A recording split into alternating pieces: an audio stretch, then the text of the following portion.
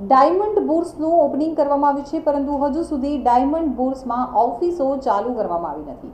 ત્યારે ડાયમંડ બુર્સને ધમધમતું કરવા માટે નવી કોર કમિટીની રચના કરવામાં આવી છે। વડાપ્રધાન નરેન્દ્ર મોદી દ્વારા લોકાર્પિત થયેલા ડાયમંડ બુર્સને શરૂ થતાં જ વિવાદ થયો હોય તેમ ઓફિસો શરૂ થઈ નથી। બિલ્ડિંગ બનાવનારે પણ કેસ કર્યો છે, ત્યારે બુર્સના ચેરમેને રાજીનામું આપી દેતા નવી જ કમિટીની રચના કરવામાં આવી છે।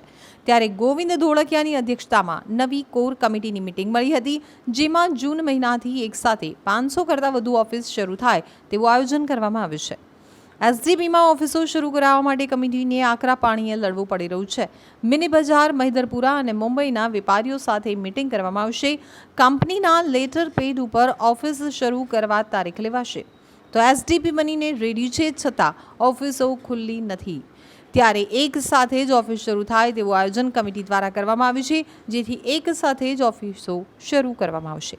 કમિટી વતી લાલજીભાઈ પટેલે જણાવ્યું કે કોઈ વેપારીઓમાં નારાજગી નથી। જૂન મહિનાથી 4200 સભ્યોમાંથી જેમના ફર્નિચર પૂર્ણ થઈ ગયા છે તે ઓફિસ શરૂ કરવામાં આવશે। તમામ લોકો ઉત્સાહી છે, જેથી એકસાથે વાતાવરણ બનશે। ઉતાવળ કરવામાં આવશે નહીં। ફ્લાઇટ પણ શરૂ થઈ ગઈ છે। વાતાવરણ સારું છે, માહોલ બનશે એટલે સારી રીતે કામગીરી કરાશે। સેલર અને બાયર્સ પણ વધુ આવવાના છે। બંને જૈન અને સૌરાષ્ટ્રવાસીના હાથમાં મોટાભાગનો ધંધો છે, એટલે આ વખતે બેલેન્સ કરવામાં આવ્યું છે। જૈન લોકોમાંથી અરવિંદભાઈ ધાનેરા ડાયમંડ એમની પ્રેસિડેન્ટ તરીકે નિમણૂક કરવામાં આવી છે, અને આશિષભાઈ દોશીની વાઇસ પ્રેસિડેન્ટ તરીકે નિમણૂક કરવામાં આવી છે। સાથે સાથે અમારા નાગજીભાઈ સાકરિયા એમની પણ વાઇસ પ્રેસિડેન્ટ તરીકે નિમણૂક કરવામાં આવી છે। અને અમારી આખી ટીમ, નવી ટીમ ગઈકાલે 2 દિવસ પહેલાં મિટિંગ મળી હતી, તેમાં ડાયમંડ બુર્સ કેવી રીતે અહીંયા સુરતમાં જલ્દી ધમધમતું થાય એવા પ્રયાસો કરવાનું નક્કી કર્યું છે। એમાં સુરતની અંદર મહિધરપરા હોય, મિની બજાર હોય, તેમાંથી અમારા 300 આસપાસના વેપારી મિત્રો છે। એમાં રો મટીરિયલ રફવાળા છે, સીવીડીવાળા છે અને પોલિશિંગવાળા છે। બધાને ઓફિસો જૂન મહિનામાં કઈ તારીખ નક્કી કરી અને એક સાથે ચાલુ કરે એવા પ્રયાસો કરવામાં શરૂ કરી દીધા છે। અને મુંબઈથી 200-250 વેપારી, ચોકી, ફેન્સી, જાડા, પતલા, આજે મેન વેપારીઓ કહેવાય છે, એમનો પણ કોન્ટેક્ટ 2 મહિનાથી ચાલુ છે। એ પણ ખૂબ પોઝિટિવ છે। એટલે 500 થી 600 ઓફિસો એક સાથે ચાલુ થાય તેવા પ્રયાસો શરૂ કરી દેવામાં આવ્યા છે। રાજીવભાઈ, ખાસ કરીને ઓફિસ તો બની ગઈ છે, તેમ છતાં લોકો એસટીબીમાં આવી નથી રહ્યા, શું કારણ?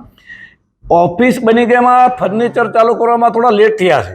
અત્યારે 400 ફર્નિચરો લગભગ પૂરા થવાના આરા પર છે, અને 900 થી 1000 એપ્લિકેશન આવી છે। બાકીના ફર્નિચરો ઓછા વધતા અંશે ચાલુ છે। એટલે અમે અત્યારે 20-25 લોકો એપ્રિલ મહિનામાં પણ ચાલુ કરવાના હતા, પણ અમે ના પાડી છે કે એક સાથે 500 થી 600 ઓફિસો ચાલુ થાય એવું જ આપણે કરવાનું છે। કારણ કે 20-25 જો વેપારીઓ ચાલુ ઓફિસ કરે તો એને વેપારીઓ લેવા મૂકવામાં તકલીફ પડે, એટલે એક સાથે ઓફિસ ચાલુ કરવાનો પ્લાન કર્યો છે મેં।